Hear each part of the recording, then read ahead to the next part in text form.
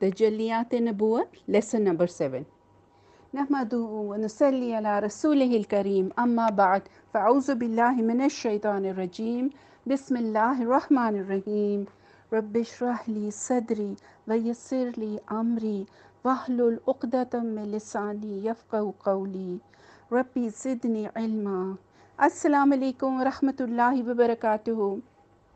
آج ہم نبوت کے آثار اور سعادت کی جھلکیاں کے بارے میں تھوڑا سا بات کرتے ہیں۔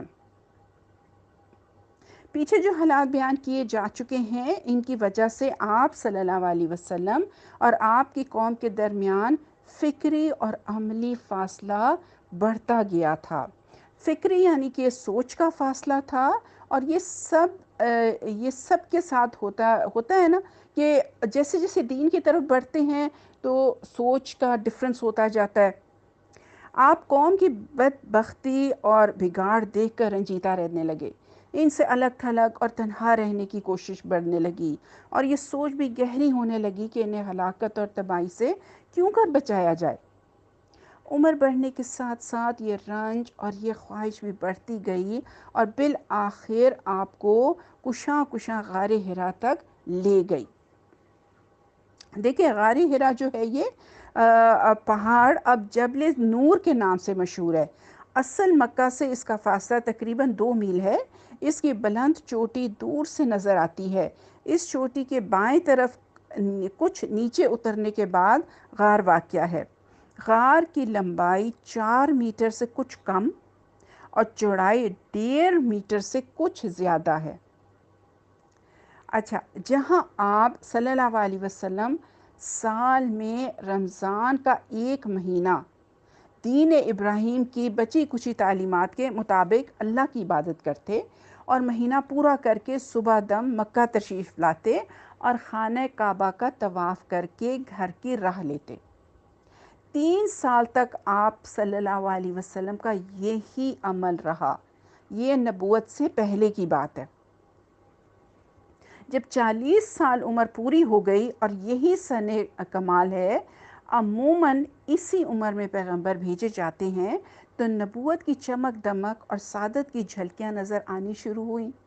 چنانچہ آپ نیک خواب دیکھتے، یعنی کہ سچے خواب دیکھتے، اور جیسا دیکھتے ویسا ہی پیش آ جاتا۔ پھر روشنی نظر آنے لگی اور آواز سنائی دینے لگی۔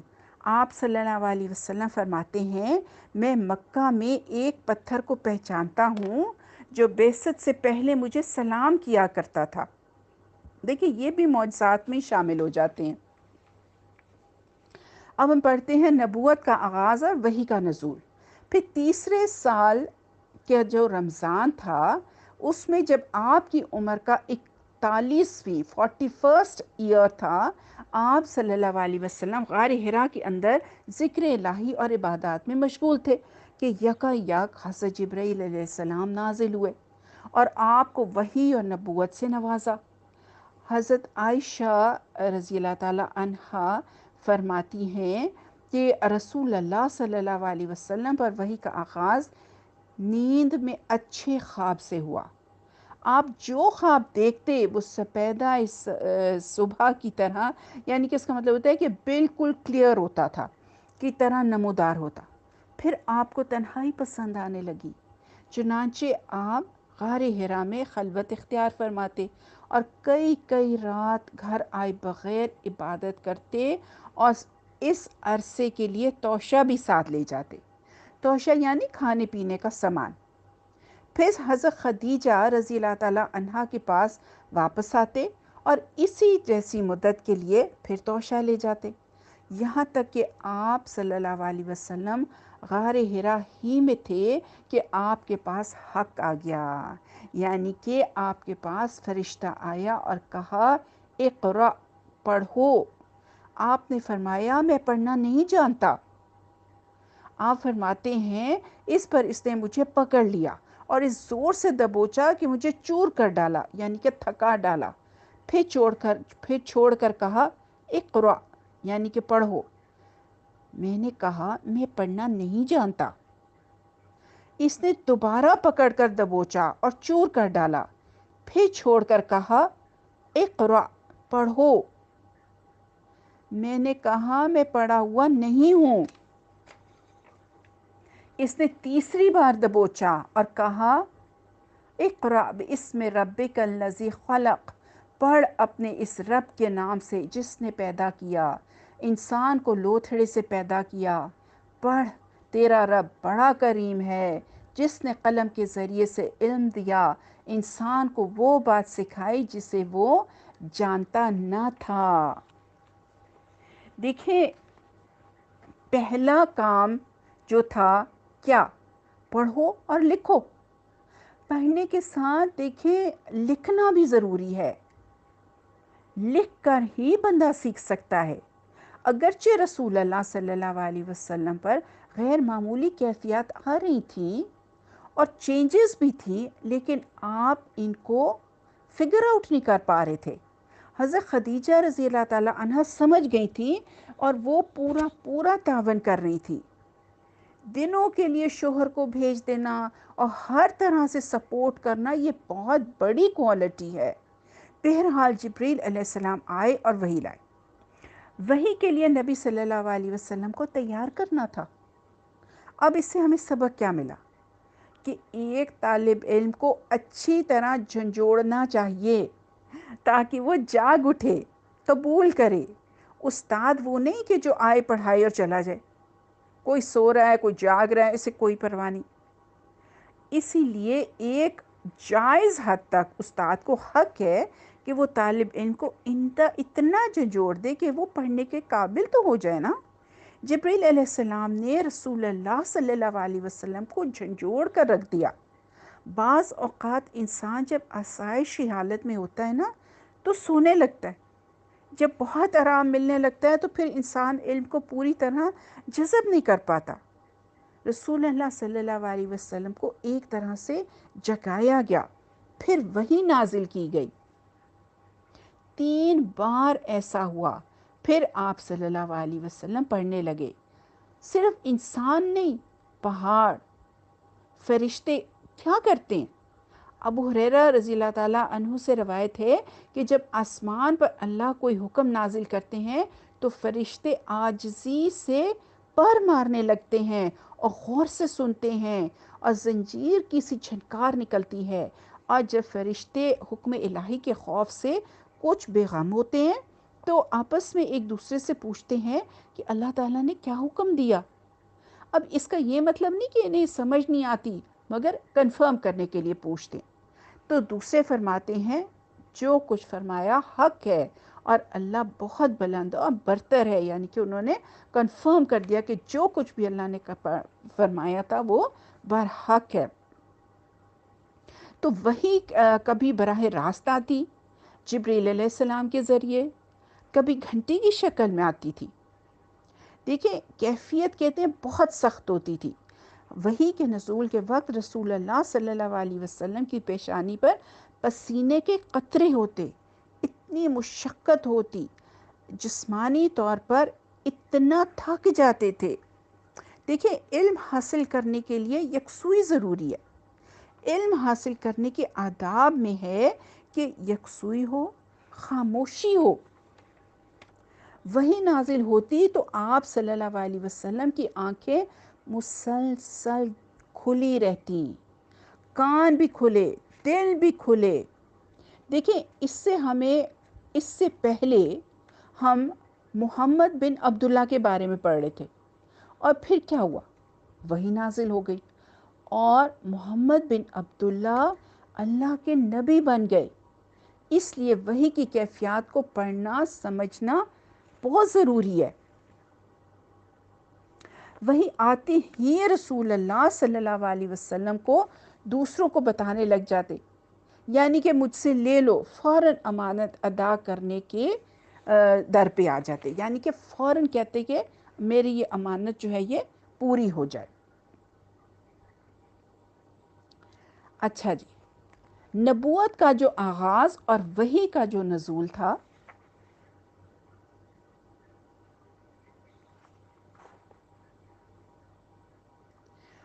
تو کیا ہوا کہ رسول اللہ صلی اللہ علیہ، اس کے بارے میں ہم پڑھے تھے کہ ان آیات کو لے کر رسول اللہ واپس ہوئے، کون سی آیات کو؟ جی سورہ اقرا باسم ربک الذی خلق، ان آیات کو لے کر رسول اللہ واپس ہوئے. آپ کا دل کانپ رہا تھا. حضرت خدیجہ کے پاس پہنچ کر فرمایا مجھے چادر اڑا دو، مجھے چادر اڑا دو. انہوں نے چادر اڑا دی یہاں تک کہ دہشت جاتی رہی. پھر حضرت خدیجہ رضی اللہ تعالی عنہا کو واقعہ سنا کر فرمایا مجھے اپنی جان کا ڈر لگتا ہے، یعنی کہ کہیں ایسا نہ ہو کہ میں یہ بوجھ اٹھا نہ سکوں. اللہ کی قسم ایسا ہرگز نہیں ہو سکتا. کیا کہا انہوں نے؟ بی بی خدیجہ نے کہا کلا، ہرگز نہیں، اللہ کی قسم ایسا ہرگز نہیں ہو سکتا. اللہ آپ کو کبھی رسوا نہیں کرے گا. کیوں؟ بیکاز آپ صلہ رحمی کرتے ہیں، بے سہاروں کا بوجھ اٹھاتے ہیں، تنگ دست لوگوں کی مدد کرتے ہیں، مہمان کی میزبانی کرتے ہیں، اور حق کے سلسلے میں پیش آنے والے مصائب میں مدد فرماتے ہیں. اب دیکھیں کہ یہ گواہی آپ صلی اللہ علیہ وسلم کی شریک حیات دے رہی ہیں. کتنا وہ سوشل ورک کرتے تھے، کتنی چیزیں، یہ دیکھیں بے سہاروں کا بوجھ اٹھاتے تھے، تنگ دست لوگوں کی مدد کرتے تھے، مہمان کی میزبانی کرتے تھے. اس کے بعد حضرت خدیجہ رضی اللہ تعالی عنہا آپ کو اپنے کزن کے پاس لے گئی، چچیرے بھائی ورقہ بن نوفل کے پاس لے گئی. وہ دور جاہلیت میں عیسائی ہو گئے تھے اور عبرانی لکھنا جانتے تھے، یعنی Hebrew, he knew how to write Hebrew. چنانچہ توفیق الہی کے مطابق عبرانی میں انجیل لکھتے تھے. اس وقت وہ بوڑھے اور نابینا ہو چکے تھے. حضرت خدیجہ نے ان سے کہا بھائی جان آپ اپنے بھتیجے کی بات سنیں. ورقہ نے کہا بھتیجے تم کیا کہتے ہو؟ آپ صلی اللہ علیہ وسلم نے جو کچھ دیکھا تھا بیان کر دیا. ورقہ نے کہا یہ تو وہی ناموس یعنی وہی لانے والا فرشتہ ہے جو موسیٰ علیہ السلام پہ نازل ہوا تھا. کاش میں اس وقت جوان ہوتا، کاش میں اس وقت تک زندہ رہتا جب آپ کی قوم آپ کو نکال دے گی. رسول اللہ صلی اللہ علیہ وسلم نے فرمایا تو کیا میری قوم مجھے نکال دے گی؟ ورقہ نے کہا ہاں، کوئی ایسا آدمی نہیں جو تمہارا جیسا پیغام لایا ہو مگر اس سے دشمنی نہ کی گئی ہو. اگر میں نے تمہارا وہ دن جس دن تمہاری قوم تمہیں مکہ سے نکالے گی پا لیا تو تمہاری زبردست مدد کروں گا. اس کے بعد ورقہ جلد ہی فوت ہو گئے اور وہی رک گئی. اب ہم آغاز نبوت اور نزول وحی کی تاریخ کے بارے میں پڑھتے ہیں کہ یہ نبی صلی اللہ علیہ وسلم پر پہلی بار وحی اترنے اور آپ کی نبوت شروع ہونے کا واقعہ ہے. یہ رمضان کے مہینے میں لیلۃ القدر کے اندر پیش آیا. اللہ تعالیٰ کا ارشاد ہے نا کہ رمضان کا مہینہ ہی وہ مہینہ جس میں قرآن نازل کیا گیا. اور یہ بھی اللہ تعالیٰ نے فرمایا ہم نے قرآن کو عزت والی رات میں اتارا سورہ القدر میں. صحیح احادیث سے یہ بھی ثابت ہے کہ یہ واقعہ رات کے پچھلے پہر سوموار کی فجر طلوع ہونے سے پہلے پیش آیا. دیکھیں لیلۃ القدر رمضان کی آخری 10 راتوں میں کسی ایک طاق رات میں ہوا کرتی ہے نا، اور اس سال سوموار 21 رمضان کو لیلۃ القدر تھی. اس لیے اس سے یہ نتیجہ نکلتا ہے کہ آپ صلی اللہ علیہ وسلم کی نبوت آپ کی پیدائش کے 41ویں سال 21 رمضان سوموار کی رات شروع ہوئی. اس روز اگست کی 10 تاریخ تھی اور 610 عیسوی. قمری حساب سے یعنی لونر کیلنڈر سے اس وقت آپ کی عمر 40 سال 6 مہینے 12 دن تھی اور شمسی حساب سے 39 سال 3 مہینے 22 دن. لہٰذا آپ کی بیست 40 سال شمسی کے سرے پہ. اب ہم پڑھتے ہیں وحی کی بندش اور دوبارہ نزول. جیسا کہ بتایا گیا غار حرا میں پہلی وحی اتر کر بند ہو گئی تھی. یہ بندش کئی روز تک قائم رہی. اس کی وجہ سے نبی صلی اللہ علیہ وسلم کو سخت رنج و ملال ہوا، لیکن مصلحت الہی اسی میں تھی کیونکہ اس طرح خوف جاتا رہا. معاملے کی نوعیت کو سمجھنے کا موقع ملا اور دوبارہ وحی کی مشقت جھیلنے کے لیے صرف یہی نہیں کہ طبیعت آمادہ ہو گئی بلکہ ایک گونا شوق و طلب بھی پیدا ہوئی اور آپ صلی اللہ علیہ وسلم دوبارہ وحی آنے کا انتظار فرمانے لگے۔ دیکھیں پہلے تو ڈر لگا تھا نا، مگر پھر نارمل ہو گئے تھے۔ ادھر گوشہ نشینی کی بقیہ مدت پوری کرنے کے لیے آپ صلی اللہ علیہ وسلم ورقہ کے پاس سے پلٹ کر دوبارہ غار ہرا میں تشریف لا چکے تھے۔ پھر جب ماہ رمضان ختم ہوا اور آپ کی مدت اعتکاف پوری ہو گئی تو حسب عادت پہلی شوال کی صبح ہرا سے اتر کر مکہ روانہ ہوئے۔ نبی صلی اللہ علیہ وسلم کا ارشاد ہے کہ میں پہاڑ سے اتر کر میدان میں پہنچا تو مجھے پکارا گیا۔ میں نے دائیں دیکھا تو وہاں کچھ دکھائی نہ دیا، بائیں دیکھا تو وہاں کچھ دکھائی نہ دیا، آگے دیکھا تو وہاں بھی کچھ نظر نہ آیا، پھر پیچھے دیکھا تو وہاں بھی کچھ نظر نہ آیا۔ اس کے بعد میں نے سر اٹھایا تو کیا دیکھتا ہوں کہ جو فرشتہ ہرا میں میرے پاس آیا تھا وہی آسمان اور زمین کے درمیان کرسی پر بیٹھا ہوا ہے۔ یہ دیکھ کر میرا پورا وجود اس کے رعب سے بھر گیا، یہاں تک کہ میں زمین کی طرف جا جھکا۔ پھر میں خدیجہ کے پاس آیا اور کہا مجھے چادر اڑا دو، مجھے چادر اڑا دو، مجھ پر کمبل ڈال دو اور ٹھنڈے پانی کے چھینٹے مارو۔ انہوں نے کمبل اڑا دیا اور ٹھنڈے پانی کے چھینٹے مارے۔ پھر یہ آیتیں نازل ہوئیں سورہ المدثر کی، اے کمبل پوش اٹھ۔ انہوں نے کہا نا چادر اڑا دو، مگر اللہ نے کہا نہیں، اٹھ اٹھ اور لوگوں کو ان کی بدعملی کے نتائج سے ڈرا اور اپنے رب کی بڑائی بیان کر اور اپنے کپڑے پاک رکھ اور گندگی سے الگ تھلگ رہ۔ یہ واقعہ نماز فرض ہونے سے پہلے کا ہے۔ اس کے بعد وحی میں تیزی آ گئی، چنانچہ پے در پہ وحی آنے لگی۔ ان آیات سے آپ کی رسالت شروع ہوئی۔ آپ کی یہ رسالت آپ کی نبوت کے اتنے دنوں بعد شروع ہوئی جتنے دنوں وحی بند رہی تھی۔ ان آیات میں آپ صلی اللہ علیہ وسلم کو دو طرح کے کام سونپے گئے، وہ دونوں کے نتائج بھی بتا دیے گئے۔ ایک کام یہ ہے کہ آپ لوگوں کو اللہ کا حکم بتائیں اور بد عملی کے نتائج سے ڈرائیں۔ آپ کو یہ حکم اٹھ اور ڈرا کے ذریعے سے دیا گیا، کیونکہ اس کے معنی یہ ہے کہ آپ لوگوں کو یہ بتا اور سمجھا دیں کہ وہ جس طرح کی گمراہی بد عملی میں مبتلا ہیں اور غیر اللہ کی پوجا اور اللہ کے بعض صفات اور افعال اور حقوق میں دوسروں کو شریک ٹھہرانے کا جو کام کر رہے ہیں، اللہ تعالیٰ اس پر ان کو عذاب دے گا۔ دوسرا کام یہ ہے کہ آپ خود اپنے اوپر اللہ کے احکام لاگو کریں تاکہ آپ کو اللہ کی خوشنودی بھی حاصل ہو اور آپ دوسروں کے لیے نمونہ بھی ٹھہریں۔ یہ حکم بقیہ آیات میں دیا گیا، چنانچہ کہا گیا کہ آپ بڑائی اور کبریائی کے لیے اللہ ہی کو خاص کریں، اس میں کسی اور کو شریک نہ کریں، اور یہ کہ کپڑے اور جسم پاک رکھیں، کیونکہ اللہ کے سامنے نجاست اور گندگی کے ساتھ کھڑے ہونا ٹھیک نہیں۔ اور اس کے معنی یہ بھی ہیں کہ اپنی روح کو پاک اور منزہ رکھیں،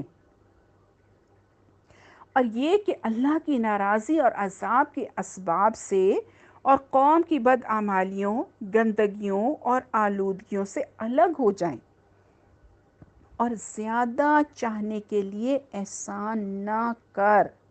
اب اس کا مطلب یہ ہوا کہ اس دنیا میں احسان کے بدلے کی خواہش اور امید نہ رکھیں، بلکہ یہ سمجھ لیں کہ یہ مشکلات اور آزمائشوں کا راستہ ہے، لہٰذا اپنی قوم کا دین چھوڑنے اور ایک اللہ کی طرف بلانے پر تکلیف اور دشواریاں سہنے کے لیے تیار رہیں۔ اور پھر کیا کہا؟ وَلِرَبِّكَ فَاصْبِرْ، اپنے رب کے لیے صبر کر۔ دیکھ رہے سورہ العلق جب نازل ہوئی، ان آیات سے آپ کی رسالت شروع ہوئی۔ پہلے نبی بنائے گئے، پھر رسالت دی گئی۔ نبوت میں صرف پڑھنے کی بات اور رسالت میں آگے پہنچانے کی بات کی۔ پہلے خود پڑھ، پھر آگے پہنچا۔ دو طرح کے کاموں پہ، ٹھیک ہے؟ اللہ کو، آپ صلی اللہ علیہ وسلم لوگوں کو اللہ کا حکم سنائیں اور بدعملی سے ڈرائیں، اور سیکنڈ بات یہ کہ اپنے اوپر اللہ کا حکم لاگو کریں، ٹھیک ہے نا؟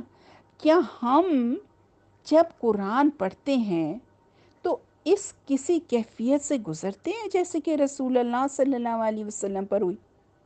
بالکل وہی کیفیت تو نہیں ہو سکتی جو نبی پر وحی کے نزول کے وقت ہوئی تھی، کیونکہ وہ تو جبرائیل علیہ السلام براہ راست ان پر آ رہے تھے، وحی نازل ہو رہی تھی، لیکن قرآن کو پڑھنے پر جو واقعی حقیقی طور پر اس کو ایکسیپٹ کرتا ہے، دل پر اترتا ہے، تو وہ بھی اندر سے ٹوٹ پھوٹ جاتا ہے اور اس کا بوجھ محسوس کرتا ہے۔ آپ دیکھیں کتنے ہی احکام ایسے ہیں جن کو نفس پوری طرح نہیں مان رہا ہوتا، تو کیا ایک بوجھ محسوس نہیں ہوتا؟ یعنی وحی کی کیفیات کو اگر غور سے پڑھیں تو نبی صلی اللہ علیہ وسلم سے ایک ایسی محبت کا احساس پیدا ہو جاتا ہے کہ ہم تک یہ قرآن پہنچانے کے لیے نبی صلی اللہ علیہ وسلم نے کتنی تکالیف اٹھائیں اور کتنی شدت سے ان کے اوپر کتنی مشقت انہوں نے کی۔ پہلی اور دوسری وحی کے دوران رسول اللہ صلی اللہ علیہ وسلم کی جو کیفیت رہی، اس میں سیکھنے کی اب کیا بات ہے؟ دیکھیں، قرآن سے پہلا انٹریکشن ہوتا ہے تو اس کے بعد کی کیفیت اور ہوتی ہے۔ انسان ڈاواں ڈول بھی ہوتا ہے کہ پتہ نہیں میں سیکھ بھی پاؤں گا کہ نہیں، سمجھ آئے گی بھی کہ نہیں، حق ادا کر سکوں گا بھی کہ نہیں۔ پھر آہستہ آہستہ جب سمجھ آنے لگتی ہے تو دن بدن شوق بڑھتا جاتا ہے، آئندہ کیا آنے والا ہے بندہ یہ سوچنے لگتا ہے۔ اب ہم دیکھتے ہیں کہ تبلیغ کا آغاز کیسے ہوا۔ ان آیات کے اترنے کے بعد، یعنی سورہ المدثر کی آیات کے بعد، نبی صلی اللہ علیہ وسلم دعوت اور تبلیغ کے کام میں لگ گئے، چونکہ آپ کی قوم اکھڑ اور بت پرست تھی، باپ دادا سے جو کچھ ہوتا آیا تھا اسی کو حق سمجھتی تھی، اس میں اکڑ اور تکبر بھی بہت تھا، نیز وہ اپنے معاملات کے فیصلے تلوار سے کیا کرتی تھی۔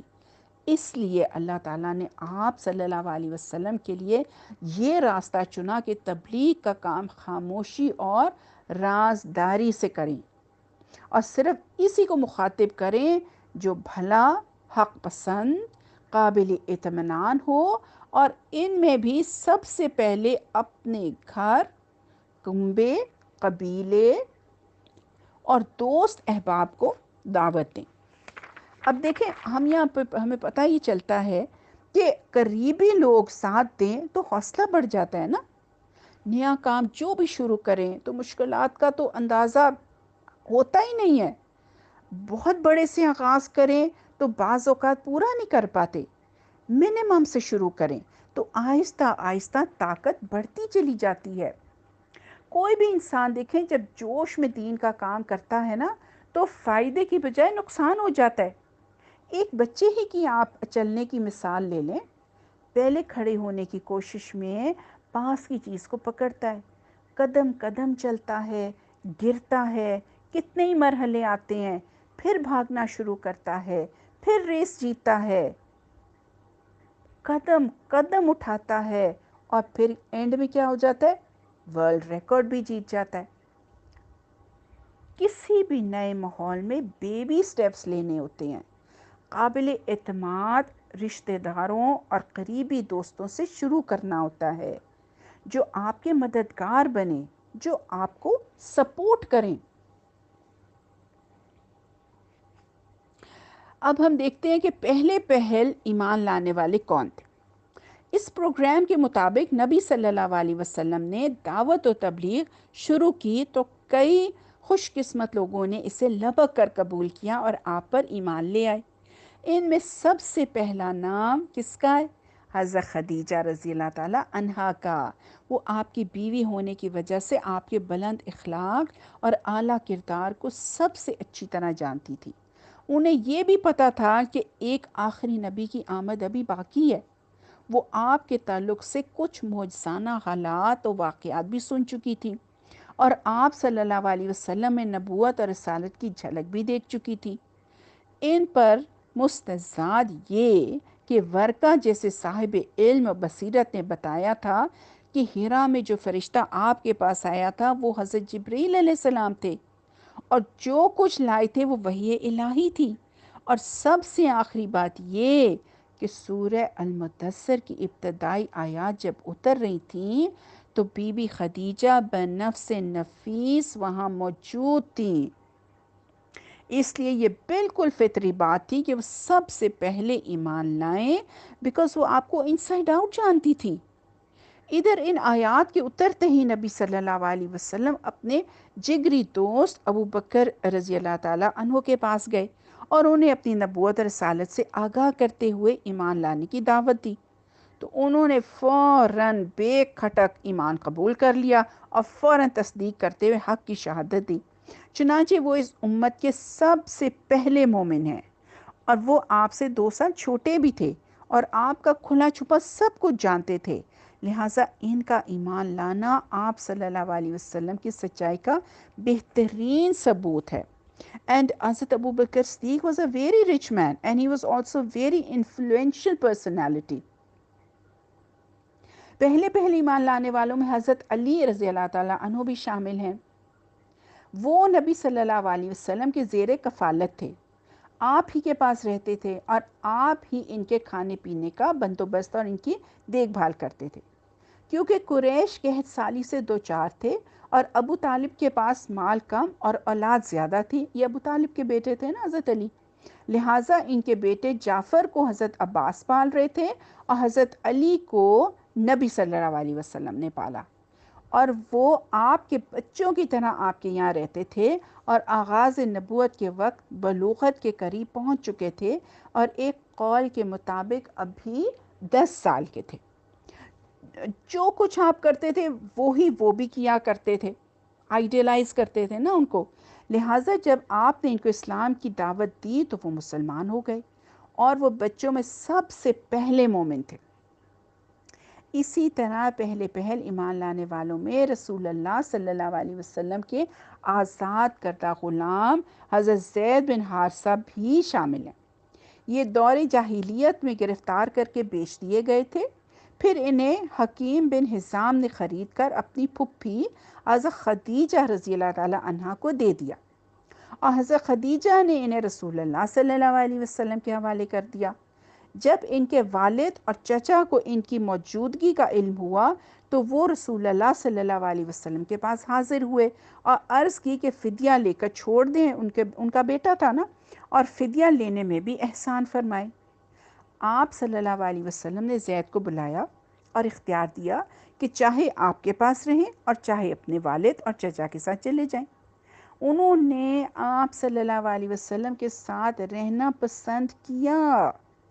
دیکھیں کہ ان کا اخلاق کتنا اچھا ہوگا۔ تو آپ نے اسی وقت قریش کے مجمع میں جا کر اعلان کیا کہ گواہ رہو، آج سے زید میرا بیٹا ہے، وہ میرا وارث اور میں اس کا وارث ہوں گا۔ اور اسی دن سے ان کو زید بن محمد کہا جانے لگا۔ والد اور چچا یہ منظر دیکھ کر بخوشی واپس چلے گئے۔ انہوں نے کہا کہ ہمارا بچہ جو ہے وہ اچھے ہاتھوں میں۔ یہ سارا واقعہ جو ہے یہ نبوت سے پہلے کا ہے۔ اسلام آیا تو اس نے منہ بولے بیٹے کا رواج ختم کر دیا اور حضرت زید کو زید بن حارثہ کہا جانے لگا۔ یہ چاروں حضرات اس دن ایمان لائے تھے جس دن سورہ مدثر کی ابتدائی آیات نازل ہوئی تھی۔ کہنے والوں نے ان میں سے ہر ایک کے متعلق کہا ہے کہ سب سے پہلے وہی ایمان لائے۔ اچھا، اس کے بعد حضرت ابوبکر رضی اللہ تعالیٰ عنہ بھی تبلیغ میں سرگرم ہو گئے، یعنی کہ صرف حضور پاک صلی اللہ علیہ وسلم نے نہیں کی، باقی لوگ بھی فوراً تبلیغ میں لگ گئے اور حق رسالت ادا کرنے میں نبی صلی اللہ علیہ وسلم کا دایاں بازو بن گئے۔ وہ بڑے پاک دامن، پسندیدہ، نرم مزاج، شریف، دریا دل اور معزز تھے۔ عرب کے انساب و واقعات سب سے زیادہ جانتے تھے، یعنی کہ ہی واز ہائیلی نالجبل. ان کے کردار اور اخلاق، جود و سخا، علم و فضل، لین دین اور میل جول کی خوبیوں کی وجہ سے ان کے پاس ہر قسم کے لوگوں کی آمد و رفت برابر رہا کرتی تھی. اب جس کو وہ بھلا اور بھروسے کے لائق محسوس کرتے اسے اسلام کی دعوت دے دیتے. اس طرح کے بار صحابہ کی ایک جماعت نے ان کے ذریعے سے اسلام قبول کیا، جن میں سر فہرست عثمان بن عفان، زبیر بن عوان اور یہ کچھ صحابہ تھے، ان کے نام آتے ہیں. ان سب کو ابو بکر نے اسلام کی حقیقت سے آگاہ کیا اور انہیں نبی صلی اللہ علیہ وسلم کے پاس لے آئے تو ان سب نے اسلام قبول کر لیا. ان کے بعد کچھ اور افراد نے بھی اسلام قبول کیا. یہ سب قریشی تھے اور قریش کے مختلف شاخوں سے تعلق رکھتے تھے. ان ابتدائی دور میں قریش کے علاوہ دوسرے قبائل سے کچھ اور لوگ بھی اسلام لائے. یہ لوگ اور ان کے ساتھ مزید جو لوگ اسلام لائے انہیں سابقون الاولون کہا جاتا ہے،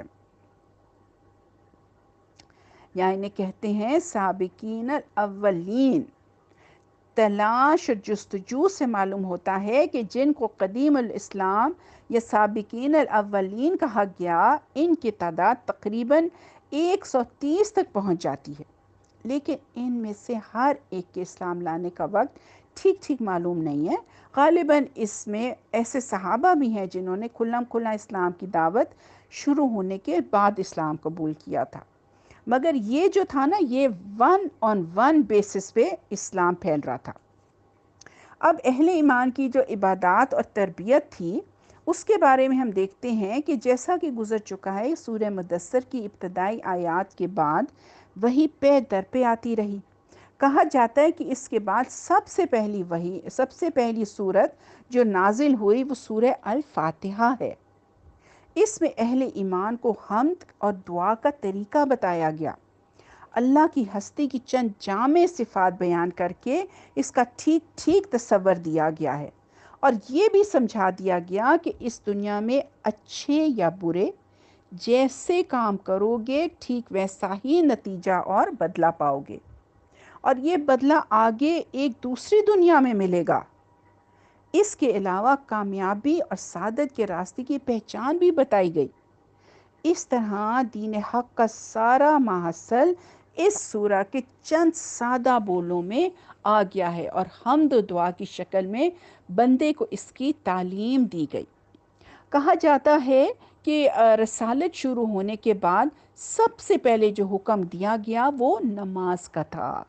حضرت جبریل علیہ السلام نے تشریف لا کر نماز اور وضو کا طریقہ بتایا اور صبح و شام 2 رکعت نماز پڑھنے کا حکم دیا. دیکھیں پھر بیبی سٹیپس. یوں مکمل طہارت اہل ایمان کی علامت ٹھہری. وضو کو نماز کی شرط قرار دے دیا گیا، یعنی کہ مست ہے، وضو مست ہے نماز کے لیے. سورہ الفاتحہ نماز کی اصل اور حمد و تسبیح نماز کے اوراد و وظائف قرار پائے. اب نماز ہی اہل ایمان کی اصل عبادت تھی جو انہیں قائم کرنی تھی. اس کے لیے وہ نظروں سے دور جگہوں کا انتخاب کرتے اور کبھی کبھی وادیوں گھاٹیوں میں بھی چلے جاتے تھے، یعنی کہ چھپ کے پڑھتے تھے نا. ابھی تو انہوں نے چھپ کے سارے کام کرنے تھے. اسلام کے ابتدائی دنوں میں نماز کے علاوہ کسی عبادت یا امر و نہی کا پتہ نہیں چلتا. وہی آتی تھی تو توحید کے مختلف گوشوں کو بیان کرتی تھی، صحابہ کو نفس کی صفائی کی ترغیب دیتی تھی، اچھے اخلاق پر ابھارتی تھی، جنت و جہنم کے حالات بیان کرتی تھی، اور ایسی زبردست نصیحتیں لے کر آتی تھی کہ ان سے سینے کھل جاتے تھے اور روح کو غذا ملتی تھی. ادھر رسول اللہ صلی اللہ علیہ وسلم بھی کتاب و حکمت کی تعلیم کے ذریعے سے صحابہ کرام کو یکجا کرتے.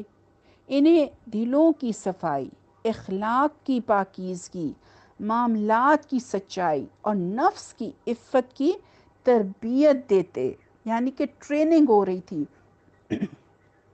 دیکھیں یہی ٹریننگ ہمیں اپنے بچوں کو بھی دینی ہے. ان کو تعلیم کے ساتھ تربیت بہت ضروری چیز ہے۔ تاریکیوں سے نکال کر روشنی میں لاتے، صحیح راستہ بتاتے اور اللہ کے دین کو مضبوطی سے پکڑنے، اس کی رسی کو اچھی طرح تھامنے اور اس کے معاملے میں ثابت قدم رہنے کی تلقین فرماتے۔ یوں 3 برس گزر گئے، 3 years passed، اور صرف افراد کو دعوت دی جاتی رہی، مجلسوں اور محفلوں میں کہیں اعلانیہ تبلیغ نہیں کی گئی، لیکن قریش کو اس کا علم ہو ہی گیا، اور بعض نے اس پر تنکیر بھی کی، یعنی ریزسٹ بھی کیا۔ بعض اہل ایمان پر کچھ زیادتیاں کی گئیں، تاہم عمومی طور پر قریش نے اب تک اسے کوئی اہمیت نہیں دی۔ ادھر نبی صلی اللہ علیہ وسلم نے بھی ان کے دین سے کوئی تعارض کیا، نہ ان کے معبودوں کے بارے میں کوئی بات کہی، یعنی کہ نو کرٹیسزم۔ ابھی انہوں نے کوئی کرٹیسائز نہیں شروع کیا۔ اب دیکھیں، ہمیں بھی میری بہنوں پہلے اپنے دلوں کی صفائی کرنی ہے، اپنا جائزہ لیں، لوگوں کو کرٹیسائز نہ کریں۔ آپ کہیں نماز پڑھنے گئی ہیں تو وہاں اگر تصویریں لگی ہیں تو آپ ان کو کرٹیسائز نہ کرنے لگ جائیں، کچھ نہ کہیں، پہلے ہمیں اپنی صفائی کرنی ہے۔ یا اللہ ہمیں اس کی سمجھ عطا فرما دے۔ ربنا تقبل منا انک انت السمیع العلیم وتب علینا انک انت التواب الرحیم سبحانک اللہم وبحمدک نشہد ان لا الہ الا انت نستغفرک ونتوب الیک۔ السلام علیکم ورحمۃ اللہ وبرکاتہ۔ تجلیات نبوت لیسن نمبر 8۔ نحمده ونصلی علی رسولہ الکریم، اما بعد فاعوذ باللہ من الشیطان الرجیم، بسم اللہ الرحمن الرحیم۔ رب اشرح لی صدری ویسر لی امری واحلل عقدۃ من لسانی یفقہوا قولی، ربی زدنی علما۔ السلام علیکم ورحمۃ اللہ وبرکاتہ۔ آج ہم پڑھیں گے اسلام کی اعلانیہ تبلیغ۔ تو اس میں ہم پہلے پڑھتے ہیں کہ قرابت داروں میں انہوں نے تبلیغ کیسی کی، یعنی کہ رشتہ داروں میں۔ جب اکا دکا افراد کو خاموشی سے اسلام کی دعوت دیتے ہوئے 3 برس گزر گئے، 3 years، کین یو امیجن، 3 برس گزر گئے، قریش اور دوسرے قبیلوں کے کچھ اچھے لوگوں نے اسلام قبول کر لیا، اور یوں اسلام کی اعلانیہ تبلیغ کے لیے حالات میں تھوڑی سی گنجائش ہو چلی، تو اللہ تعالیٰ نے رسول اللہ صلی اللہ علیہ وسلم کو حکم دیا۔ سورہ الشعراء میں فرمایا، میں ترجمہ پڑھ رہی ہوں، اور اب آپ اپنے نزدیکی رشتہ داروں کو ڈرائیں، پھر جو ایمان لائیں اور آپ کے پیروکار بن جائیں ان کے لیے اپنا بازو جھکائے رکھیں، اور جو آپ کی بات نہ مانیں ان سے آپ اپنی لا تعلقی کا اعلان کر دیں۔ یعنی اب ایمان لانے والوں اور نہ لانے والوں، یعنی کہ دیکھیں نا، 2 گروپس بن گئے نا، ایک جو ایمان لائے تھے اور ایک جو ایمان نہیں لائے تھے، وہ 2 گروپس بن گئے۔ تو ان 2 گروپس میں اللہ تعالیٰ نے فرق ظاہر کر دیا کہ اب ان میں اللہ تعلقی کا آپ اعلان کر دیں۔ اس حکم پر نبی صلی اللہ علیہ وسلم نے اپنے سب سے نزدیکی قرابت داروں یعنی بنو ہاشم کو اکٹھا کیا۔ ان کے ساتھ بنو مطلب کے بھی کچھ آدمی تھے۔ آپ نے ان کے سامنے اللہ کی حمد و ثنا کی، اس کی وحدانیت کی شہادت دی اور فرمایا، اللہ وحدہ لا شریک کی قسم، میں تمہارے لیے خصوصاً اور تمام انسانوں کے لیے عموماً اللہ کا رسول ہوں۔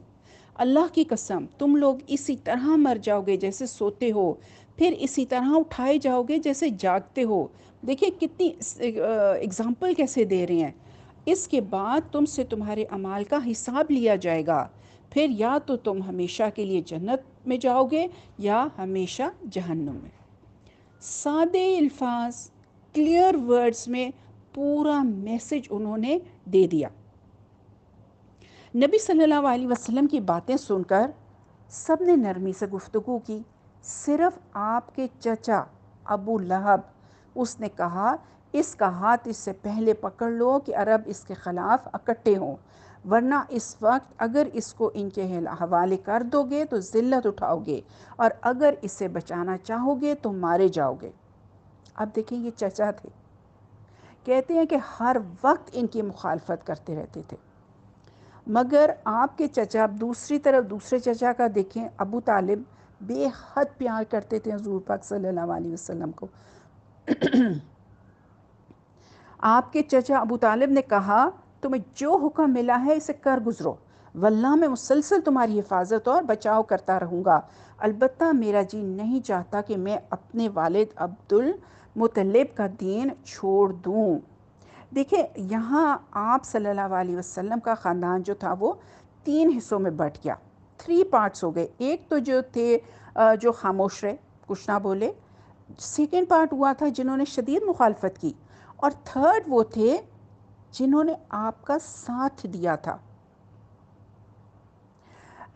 صفا کی پہاڑی پر اب دیکھتے ہیں کہ انہوں نے، یعنی کہ اب خاندان سے نکل کر حضور پاک صلی اللہ علیہ وسلم جو تھے وہ باہر آئے، اور انہوں نے انہی دنوں میں اللہ تعالیٰ نے ایک اور حکم اتارا سورہ الحجر میں، کہ اللہ تعالیٰ نے فرمایا کہ تمہیں جس بات کا حکم دیا جا رہا ہے اسے کھلم کھلا بیان کر دو اور مشرکوں سے منہ پھیر لو، یعنی مخالفت کی پرواہ مت کرو، انہیں اگنور کر دو اور اپنا کام کیے جاؤ. کیا ہمیں بھی کوئی مخالفت کا سامنا کرنا پڑتا ہے جب ہم کوئی دین کی بات کرتے ہیں؟ تو پھر کیا ہوتا ہے؟ ہم امبیرس ہو جاتے ہیں، ہم کہتے ہیں بس میں آئندہ نہیں کروں گی، ہے نا؟ نہیں، ایسے نہیں کرنا. اللہ تعالیٰ کی بات یاد کریں. اللہ تعالیٰ کہتے ہیں اگنور کرو، منہ پھیر لو ان سے. مخالفت آئے، مخالفت کو اگنور کرو. وائی میری بہنوں، why should we do that? Because we want to gain our house in جنہ. ہمارا تو ایک مشن ہے نا، وہ ہے جنت کا گھر. ان لوگوں سے ہمارا کیا تعلق؟ آج ہے کل نہیں ہے. آج ہم نیوز ہیں، کل ہم اولڈ نیوز ہو جائیں گے، کل کوئی نئی نیوز آ جائے گی. So don't worry about people, just do your work. آپ اپنا فوکس رہیں جنت کی طرف. ہم نے انشاءاللہ تعالیٰ اپنے آپ کو فوکس رکھنا ہے. تو یہ حکم ملنے کے بعد ایک روز رسول اللہ صلی اللہ علیہ وسلم صفا پہاڑی پر تشریف لے گئے اور سب سے اونچے پتھر پر چڑھ کر صدا لگائی. آپ کو پتہ ہے نا کہ صفا پہاڑی جو ہے it is made of stones, پتھر ہی پتھر ہیں، ہے نا؟ تو وہ سب سے اوپر والے پتھر پر چڑھ گئے اور صدا لگائی، ہائے صبح. یہ پکار اس وقت کی علامت ہوا کرتی تھی کہ دشمن نے حملہ کر دیا ہے یا کوئی بڑا حادثہ پیش آ گیا ہے. اس کے بعد نبی صلی اللہ علیہ وسلم نے قریش کے ایک ایک خاندان اور کنبے کا نام بنام پکارنا شروع کیا. اے بنی فہر، اے بنی عدی، اے بنی فلاں، اے بنی فلاں، اے بنی مناف، اے بنی عبد المطلب. جب لوگوں نے یہ آواز سنی تو کہا یہ کون پکار رہا ہے؟ کچھ لوگوں نے بتایا کہ محمد صلی اللہ علیہ وسلم. اس پر ہر طرف سے لوگ دوڑ پڑے، یہاں تک کہ اگر کوئی آدمی خود نہ آ سکا تو اپنی جگہ کسی دوسرے کو بھیج دیا کہ دیکھ کر آئے کیا بات ہے. یوں جب سب اکٹھے ہو گئے تو آپ نے فرمایا یہ بتاؤ، اگر میں یہ کہوں کہ اس پہاڑ کے پیچھے وادی میں گھڑ سواروں کی ایک جماعت ہے جو تم پر حملہ آور ہوا چاہتی ہے، تو کیا تم مجھے سچا مان جاؤ گے؟ تو لوگوں نے کہا ہاں ہاں، ہم نے آپ کو کبھی جھوٹا نہیں پایا، ہم نے ہمیشہ آپ کو سچا ہی پایا ہے. تب آپ صلی اللہ علیہ وسلم نے فرمایا اچھا، تو میں ایک سخت عذاب کے آنے سے پہلے تمہیں ڈرانے والا بنا کر بھیجا گیا ہوں. میری اور تمہاری مثال ایسی ہے جیسے کسی آدمی نے دشمن کو دیکھ لیا اور جھٹ پٹ دوڑا کہ گھر والوں کی حفاظت کا بندوبست کرے، لیکن اس نے خطرہ محسوس کیا کہ دشمن اس سے پہلے انہیں دبوچے گا، لہٰذا وہ زور زور سے پکارنے لگا، ہائے صبح. دیکھیں آپ صلی اللہ علیہ وسلم نے دشمن سے ڈرانے والا طریقہ اختیار کیا. وہ اس لیے کیونکہ عرب میں یہ معروف طریقہ تھا کہ جب کوئی دشمن قبیلہ اٹیک کرنے والا ہوتا تھا نا، تو ایک دوسرے کو وارن کرنے کے لیے وہ پہاڑ پر چڑھ کر اسی طرح بتایا کرتے تھے. تو آپ صلی اللہ علیہ وسلم نے آنے والے عذاب کو بتانے کا یہ طریقہ یوز کیا. یہاں ہمیں امپورٹنٹ بات بھی پتہ چل رہی ہے کہ جب کسی کو کوئی بات سمجھانی ہو، کسی کو کوئی اپنا میسج آپ نے اس کو کنوے کرنا ہو، تو اس کے لیول پہ جا کے بات کریں کہ اس کو کس طرح بات سمجھ آئے گی. ٹھیک ہے؟ ہمیں یہ دس از ویری امپورٹنٹ. اس کے بعد نبی صلی اللہ علیہ وسلم نے لوگوں کو دعوت دی کہ وہ لا الہ الا اللہ محمد رسول اللہ کا سچے دل سے اقرار کر لیں کہ یہی کلمہ دنیا کی کامیابی اور آخرت کی نجات کا ذریعہ ہے، اور سمجھایا کہ اگر وہ اپنے شرک پر جمے رہے اور آپ صلی اللہ علیہ وسلم کی لائی ہوئی باتوں پر ایمان نہ لائے تو اللہ کا عذاب انہیں اپنی گرفت میں لے لے گا، اور آپ رسول ہونے کے باوجود انہیں عذاب سے نہ بچا سکیں گے اور نہ اللہ سے چھڑا سکیں گے۔ آپ نے یہ ڈراوا عام لوگوں کو بھی سنایا اور خاص لوگوں کو بھی۔ چنانچہ فرمایا، اے قریش کے لوگوں، جہنم سے نجات کے بدلے میں اللہ سے اپنی جانوں کا سودا کر لو، کیونکہ میں تمہارے نفع و نقصان کا مالک نہیں اور نہ تمہیں اللہ سے بچانے کے سلسلے میں تمہارے کام کر سکتا ہوں۔ اے بنی کعب بن لوئی، اپنے آپ کو جہنم سے بچا لو، کیونکہ میں تمہارے نفع و نقصان کا مالک نہیں۔ اے بنی مروہ بن کعب، اپنے آپ کو جہنم سے بچا لو۔ اے بنی قصی، اپنے آپ کو جہنم کے عذاب سے بچا لو، میں تمہارے نفع و نقصان کا مالک نہیں۔ اے بنی عبد الشمس، اپنے آپ کو جہنم سے بچا لو۔ اے بنی عبد مناف، اپنے آپ کو جہنم سے بچا لو، کیونکہ میں تمہارے نفع و نقصان کا مالک نہیں۔ اے بنی ہاشم، اپنے آپ کو جہنم کے عذاب سے بچا لو۔ اے بنو عبد المطلب، اپنے آپ کو جہنم سے بچا لو، کیونکہ میں تمہارے نفع و نقصان کا مالک نہیں اور تمہیں اللہ سے بالکل نہیں بچا سکتا۔ میرے مال میں سے جتنا چاہو مانگ لو، مگر میں تمہیں اللہ سے بچانے کے لیے کوئی اختیار نہیں رکھتا۔ اے عباس بن عبد المطلب، میں اللہ سے بچانے کے لیے تمہارے بھی کچھ کام نہیں آ سکتا۔ اے رسول اللہ کی پھپھی صفیہ بنت عبد المطلب، میں اللہ سے بچانے کے لیے تمہارے کچھ بھی کام نہیں آ سکتا۔ اے رسول اللہ کی بیٹی فاطمہ، جو مال چاہو مانگ لو، مگر اپنے آپ کو جہنم سے بچا لو، میں تمہیں بھی اللہ سے بچانے کے لیے کچھ کام نہیں آ سکتا۔ ہاں، تم لوگوں سے نسب اور قرابت کا تعلق ہے جسے اس کی طریق مطابق ترک رکھوں گا، یعنی حق کے رشتہ داری تو میں نبھاؤں گا۔ دیکھیں، یہاں ہمیں سمجھ آ رہی ہے کہ الگ الگ لوگوں کو، سرداروں کو، اپنے رشتہ داروں کو مخاطب کر کے حضور پاک صلی اللہ علیہ وسلم وارن کر رہے ہیں، بتا رہے ہیں۔ اور کیا بتایا کہ خود کچھ کر لو، قیامت میں وہ ہیلپ نہیں کر سکیں گے۔ دیکھیں،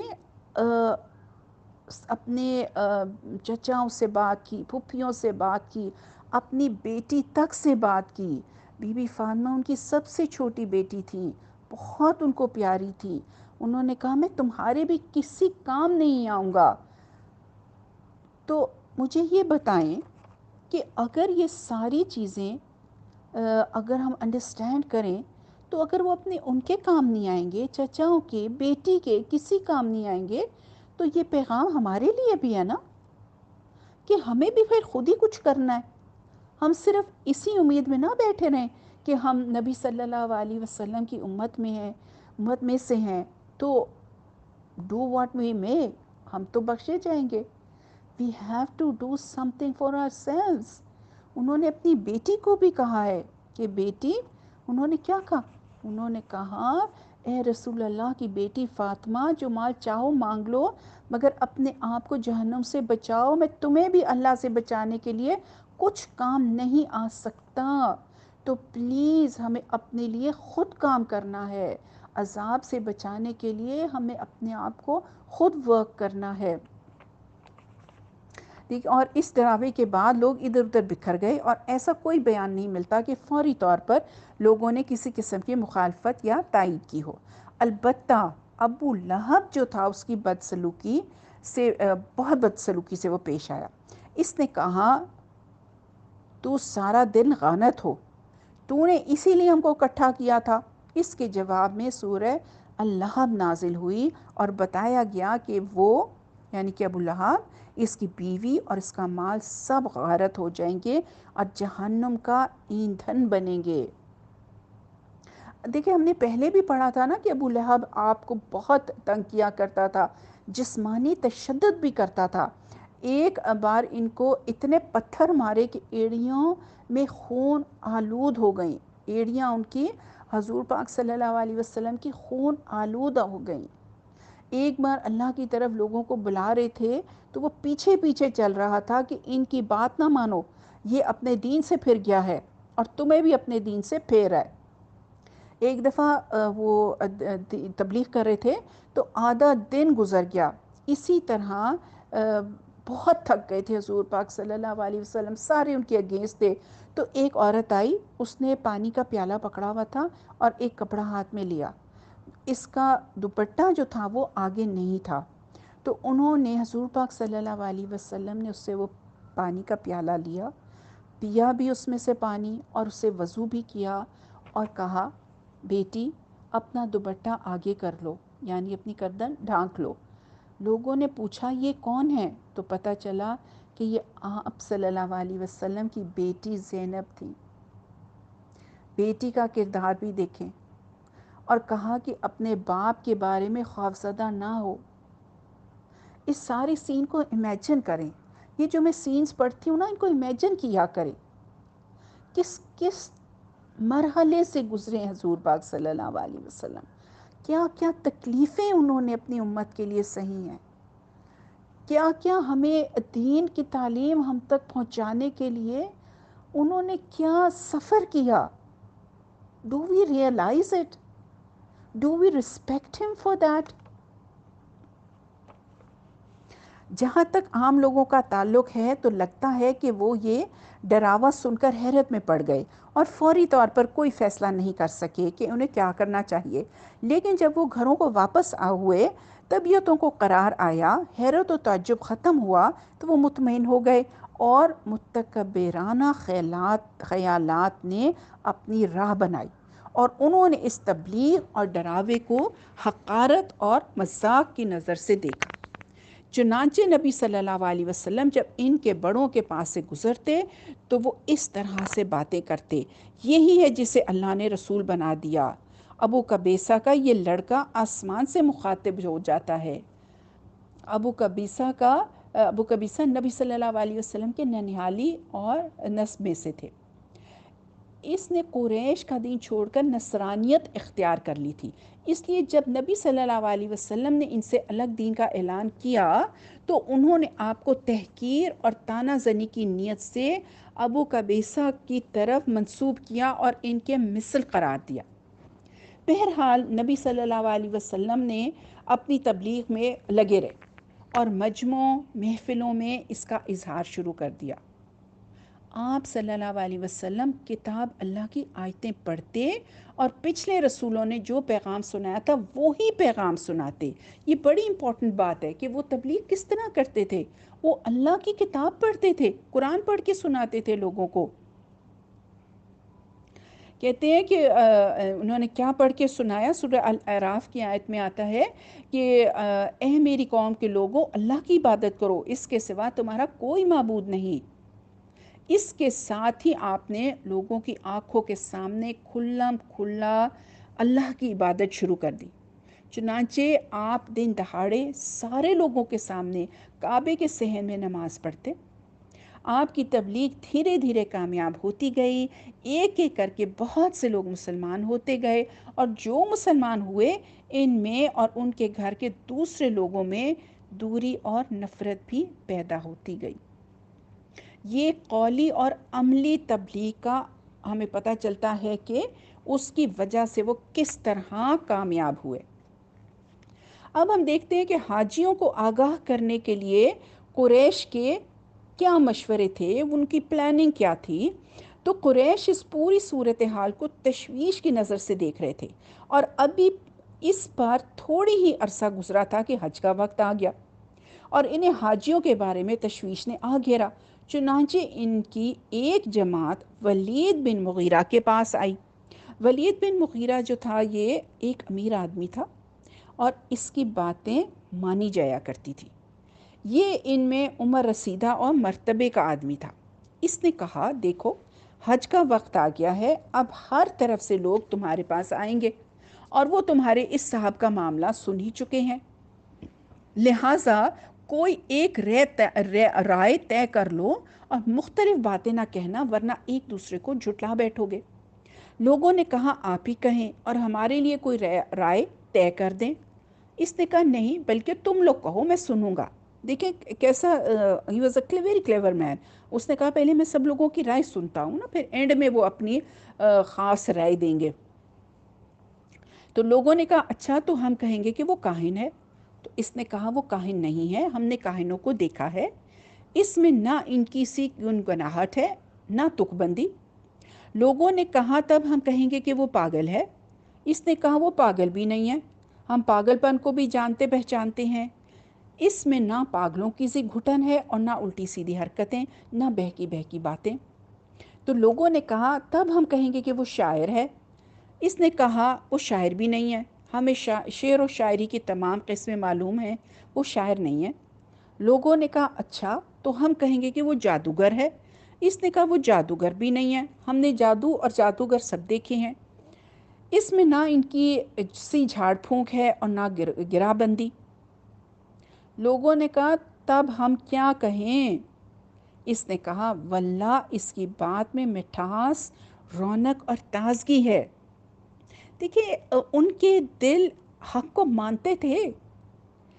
تو کہتا ہے کہ اس کی جڑ پائیدار اور اس کی شاخ پھلدار ہے، تم جو کچھ بھی کہو واضح ہو جائے گا کہ وہ باطل ہے۔ ویسے زیادہ مناسب یہی ہے کہ وہ جادوگر ہے اور اس کی بات میں جادو ہے، اور اس کے ذریعے سے باپ بیٹے میں، بھائی بھائی میں، میاں بیوی میں، آدمی اور اس کے خاندان میں تفرقہ ڈال دیتے ہیں۔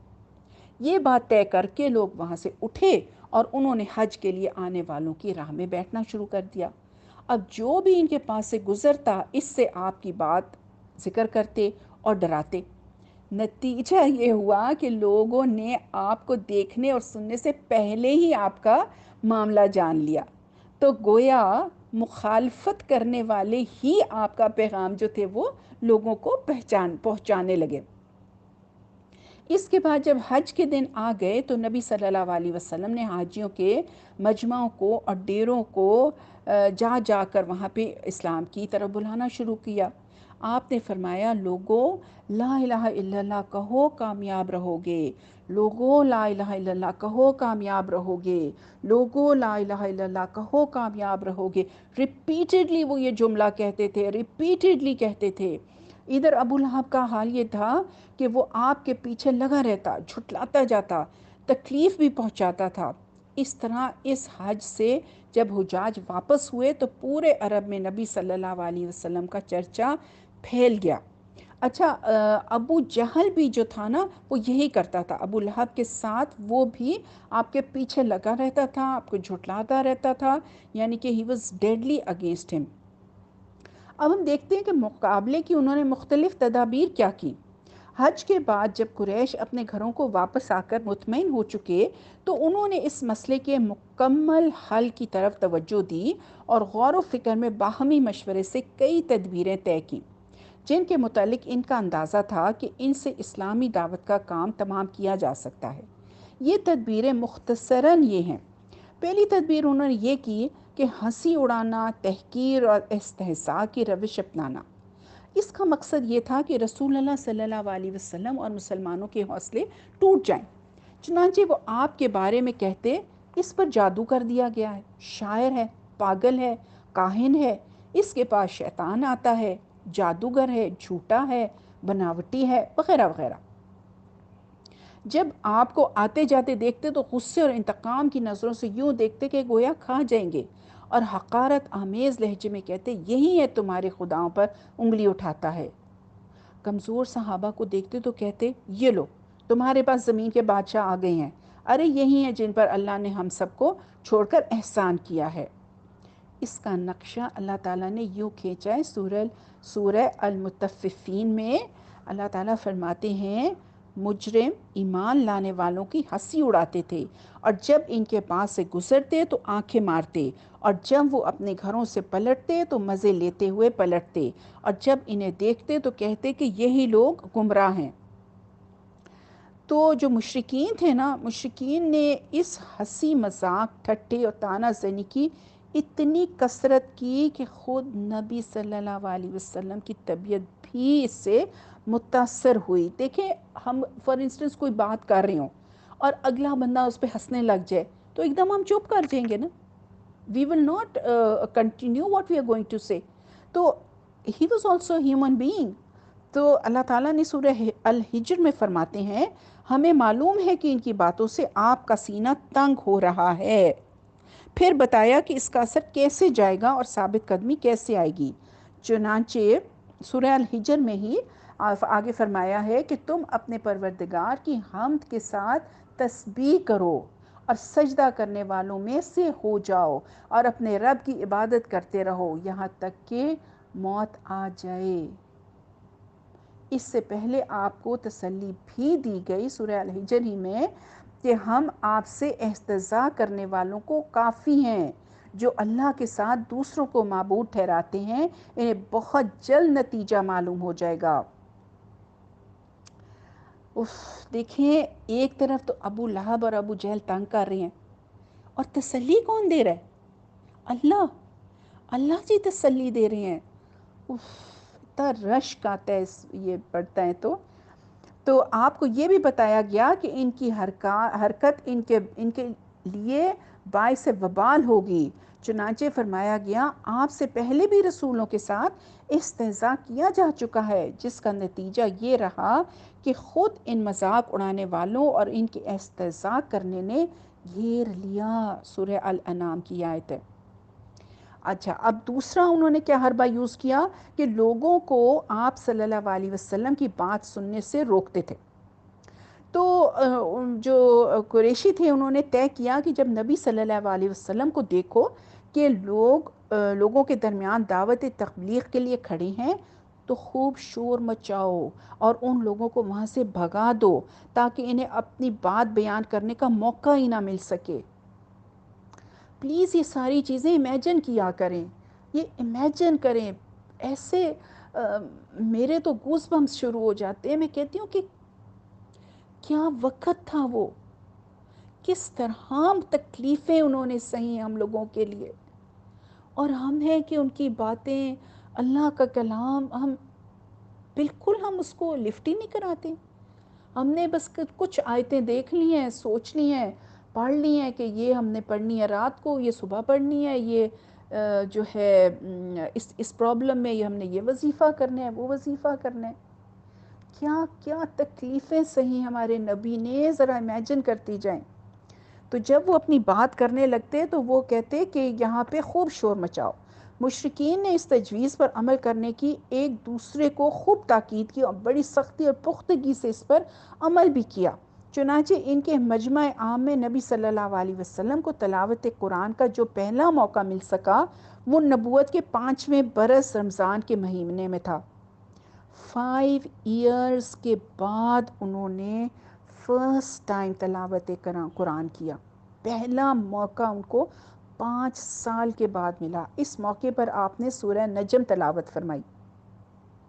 معاملہ اس قدر سخت تھا کہ نبی صلی اللہ علیہ وسلم جب نماز میں قرآن کی تلاوت فرماتے اور یہ تلاوت زیادہ تر رات کو تہجد کی نماز میں ہوا کرتی تھی تو یہ لوگ قرآن کو اور اس کے اتارنے والے کو اور اسے لانے والے کو نعوذ باللہ گالیاں دینے شروع کر دیتے. چنانچہ اللہ تعالیٰ نے حکم دیا سورہ بنی اسرائیل میں کہ اپنی نماز نہ بہت اونچی آواز سے پڑھو نہ بالکل دھیمی آواز سے, بلکہ بیچ کا رستہ اپناؤ. اس تدبیر کا ایک حصہ یہ تھا کہ نضر بن حارث جو تھے وہ ہیرا اور شام گیا. یہ ہیرا جو ہے یہ بھی شام کا ہی ایک علاقہ ہے, اور وہاں سے لوگ کہانیاں رستم اسفند یار کے قصے یعنی کہ سٹوریز لے کر آیا, اور جہاں مجلسیں جمتی داستان شروع کر دیتا. اپنے ٹی وی ڈراماز تو نہیں یاد آ رہے, اور لوگوں کو موقع ہی نہ دیتا کہ وہ نبی کی بات سن سکیں. Can you relate this with your lives? کہیں ایسا تو نہیں ہوتا نماز کا ٹائم ہے اور ادھر بڑا اچھا ڈرامہ ہے, یا قرآن پڑھنے کا ٹائم ہے اور ہمیں ٹی وی سے ہی فرصت نہیں مل رہی, ہمیں ڈراموں سے ہی نہیں فرصت مل رہی. اچھا، اگر پتہ چلتا کہ کسی مجلس میں بیٹھ کر آپ نے کچھ واعظ و نصیحت کی ہے تو آپ کے ہٹتے ہی ٹپک پڑتا اور قصے کہانیاں سنا کر کہتا آخر محمد کی بات کیوں کر مجھ سے اچھی ہے۔ اس کے بعد اس نے ایک قدم اور آگے بڑھایا، گانے بجانے والی لونڈیاں خریدیں اور جس کے متعلق سنتا کہ وہ اسلام کی طرف مائل ہے تو اسے کسی لونڈی کے پاس لے جا کر اس لونڈی سے کہتا کہ اسے کھلاؤ پلاؤ اور گانے سناؤ اور اس شخص کو سمجھاؤ کہ محمد جس بات کی طرف بلا رہے ہیں یہ اس سے بہتر ہے۔ کانسرٹس تو نہیں یاد آ رہے؟ اللہ نے اسی بارے میں یہ آیت نازل فرمائی سورہ لقمان میں، بعض لوگ کھیل کی بات خریدتے ہیں تاکہ علم کے بغیر اللہ کی راہ سے گمراہ کر دیں اور اسے مذاق بنائیں، ایسے لوگوں کے لیے رسوا کن عذاب ہے۔ اچھا، تیسری چیز کیا انہوں نے شروع کی کہ شکوک و شبہات پیدا کرنا اور پراپیگنڈا کرنے لگے۔ اس میدان میں قریش نے بڑی سرگرمی دکھائی اور وہ قرآن کے بارے میں کہتے کہ محض اوٹ پٹانگ خواب ہے جسے محمد صلی اللہ علیہ وسلم رات کو دیکھتے ہیں اور دن کو تلاوت کرنے لگتے ہیں۔ کبھی کہتے ہیں کہ انہوں نے خود اپنی طرف سے گھڑ لیا، کبھی کہتے ہیں کہ انہیں ایک انسان سکھاتا ہے، کبھی کہتے ہیں کہ یہ محض جھوٹ ہے جسے کچھ لوگوں کی مدد سے انہوں نے گھڑ لیا ہے، یعنی سب مل جل کر گھڑتے ہیں۔ کبھی کہتے کہ یہ تو پہلوں کے سے افسانے ہیں جنہیں انہوں نے لکھوا لیا ہے اور اب یہ ان پر صبح و شام تلاوت کیے جاتے ہیں۔ کبھی کہتے کہ ان کے پاس ایک جن یا شیطان آتا ہے جو اسی طرح قرآن لے کر اترتا ہے جیسے کاہنوں پر جن اور شیطان اترا کرتے تھے۔ اللہ تعالیٰ نے جواب دیا سورہ شعراء میں بتاؤں کس پر شیطان اترتے ہیں، وہ ایسے لوگوں پر اترتے ہیں جو پکے جھوٹے اور گناہ گار ہوں۔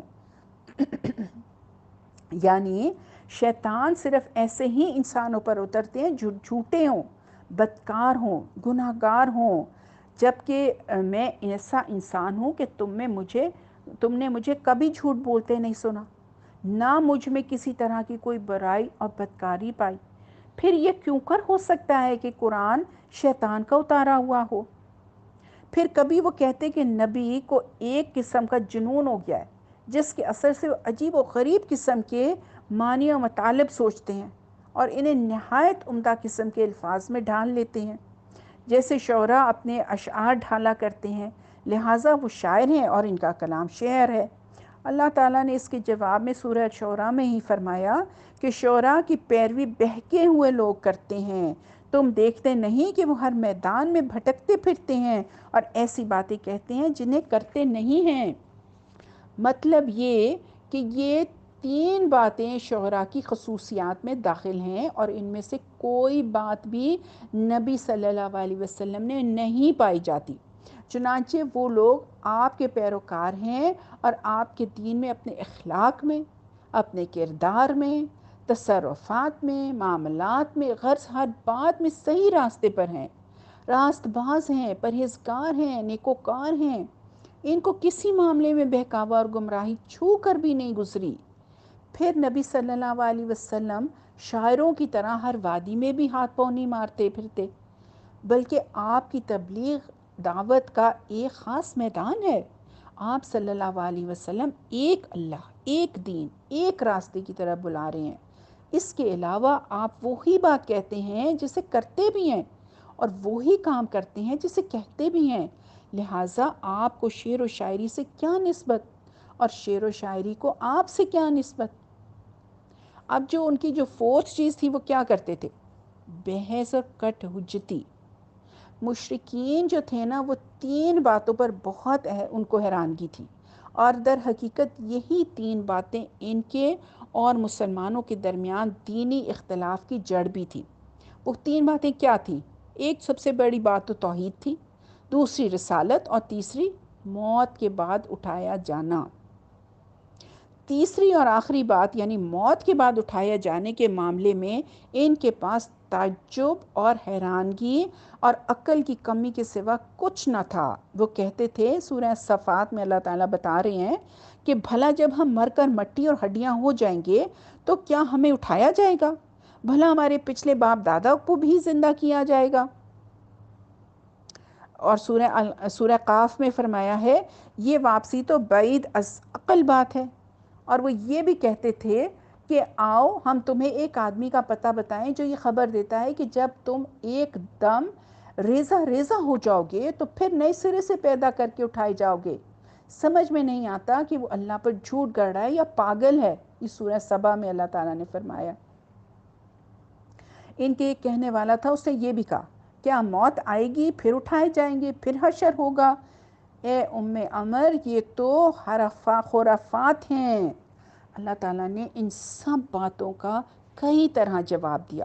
خلاصہ جواب یہ ہے کہ تم دیکھتے ہو دنیا میں ظالم اپنے ظلم کی سزا پائے بغیر اور مظلوم ظالم سے اپنا حق وصول کیے بغیر گزر جاتا ہے۔ اسی طرح احسان کرنے والا نیکوکار اپنے احسان اور نیکی کا بدلہ پانے سے پہلے اور برائی کرنے والا بد کردار اپنی برائی اور بد کرداری کی سزا پانے سے پہلے مر جاتا ہے۔ اب اگر موت کے بعد کوئی ایسا دن نہ ہو جس میں لوگوں کو زندہ کر کے ظالم اور مظلوم کا بدلہ لیا جائے اور احسان کرنے والے نیکوکار کو انعام اور فاجر اور بد کردار کو سزا دی جائے تو پھر دونوں طرح کے لوگ برابر ٹھہرے، دونوں میں کوئی فرق نہ ہوا، بلکہ ظالم اور بد کردار تو مظلوم اور محسن اور پرہیزگار کے مقابلے میں خوش قسمت ٹھہرے نا، کیونکہ وہ ان کو تو دنیا میں بڑی واہ واہ ملتی ہے، حالانکہ یہ بات قطعاً نامعقول ہے۔ عدل و انصاف سے اسے کوئی واسطہ نہیں، اور اللہ سبحانہ و تعالیٰ کے بارے میں یہ سوچا بھی نہیں جا سکتا کہ وہ اپنی خلقت کا نظام ایسی اندھیر نگری اور ظلم و فساد والا بنا کے رکھیں گے۔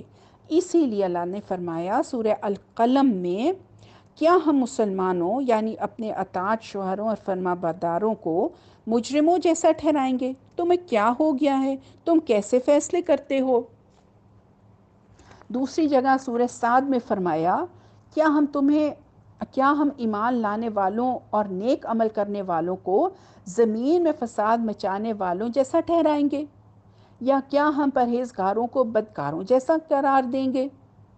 اور سورہ الجاثیہ میں اللہ تعالیٰ نے فرمایا جن لوگوں نے برائیاں کما رکھی ہیں کیا وہ سمجھتے ہیں کہ ہم انہیں ایمان لانے والوں اور نیک اعمال کرنے والوں جیسا ٹھہرائیں گے کہ ان سب کا جینا مرنا یکساں ہوگا؟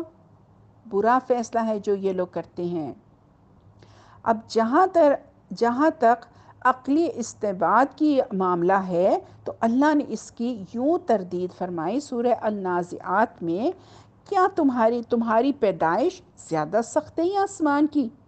اور سورہ الاحقاف میں فرمایا کیا انہیں یہ دکھائی نہیں دیتا کہ جس اللہ نے آسمان اور زمین کو پیدا کیا اور انہیں پیدا کر کے نہیں تھکا وہ اس پر بھی قادر ہے کہ مردوں کو زندہ کر دے؟ کیوں نہیں، یقیناً وہ ہر چیز پر قدرت رکھتا ہے۔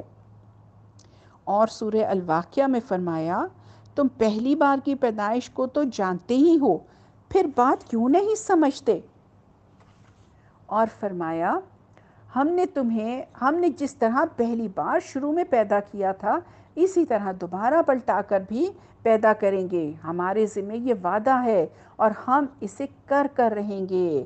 یہ سورہ الانبیاء کی آیت تھی جو میں نے ابھی جس کا ترجمہ آپ کو بتایا۔ اور اللہ نے یہ بھی یاد دلایا کہ یہ بات تمہارے عام مشاہدے میں ہے کہ کسی کام کو دوبارہ کرنا پہلی بار سے زیادہ سہل ہوتا ہے۔ سورہ قاف میں پوچھ رہے ہیں اللہ تعالیٰ کیا آسمان اور زمین، درخت اور پودوں اور ساری کائنات کو پہلی بار پیدا کر کے کیا ہم تھک گئے تھے کہ وہ دوبارہ پیدا نہیں کر سکتے؟ بلکہ حقیقت صرف اتنی ہے کہ وہ نئی پیدائش کے سلسلے میں التباس کا شکار ہیں۔ جہاں تک دوسری بات یعنی نبی صلی اللہ علیہ وسلم کی رسالت کا معاملہ ہے تو اگرچہ قریش نبی صلی اللہ علیہ وسلم کو انتہائی سچا، ایمانت دار، نیکوکار اور پرہیزگار تسلیم کرتے تھے، مگر پھر بھی ان کے کچھ شبہات تھے جن کی بنا پر وہ آپ صلی اللہ علیہ وسلم کی نبوت اور رسالت تسلیم نہیں کر رہے تھے۔ ان کا ایک بہت بڑا گمان یہ تھا کہ وہ نبوت اور رسالت کے مرتبے اور مقام کو اس سے کہیں بڑا اور اونچا سمجھتے تھے کہ وہ انسان کو دیا جائے۔ ان کا عقیدہ تھا کہ انسان رسول نہیں ہو سکتا اور نہ رسول انسان ہو سکتا ہے۔ اس لیے جب نبی صلی اللہ علیہ وسلم نے اپنی نبوت اور رسالت کا اعلان کیا اور اس پر ایمان لانے کی دعوت دی تو مشرکین کو حیرت اور تعجب ہوا۔ دیکھیں کتنی مخالفتیں تھیں اور انہوں نے برداشت کی۔ انشاءاللہ ہم اگلے لیسن میں اس کو کنٹینیو کریں گے۔ ربنا تقبل منا انک انت السمیع العلیم وتب علینا انک انت التواب الرحیم سبحانک اللہم وبحمدک نشہد ان لا الہ الا انت نستغفرک ونتوب الیک۔ السلام علیکم ورحمۃ اللہ وبرکاتہ۔